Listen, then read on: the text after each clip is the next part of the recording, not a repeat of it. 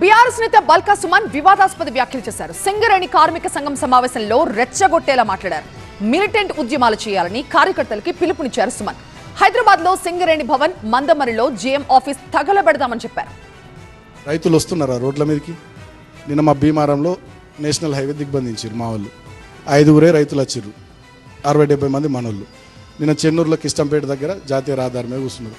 4-5 రైతులు, మళ్ళీ 100 మంది మనోళ్ళే. సో వస్తలేరు. మిలిటెంట్ యాక్టివిటీ చేయాలి. ముచ్చట్లు ఎప్పుడు కాదు, మీటింగ్లు పెట్టుడు కాదు, సోషల్ మీడియా ప్రెస్ మీట్లకి ఇవి కాదు. మిలిటెంట్ యాక్టివిటీ చేయాలి.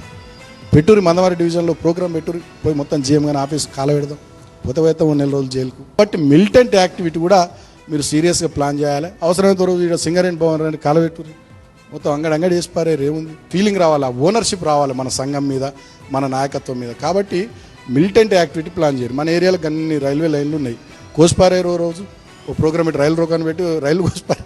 సీరియస్గా పైసలా? నువ్వు పని చేస్తే పైసలు అవే తండోపతండాలుగా తన్నుకుంటూ వస్తాయి. నువ్వు ఒక్కటి కాలబెట్టి ఎవడు ఇయ్యడం పైసలు చూడు.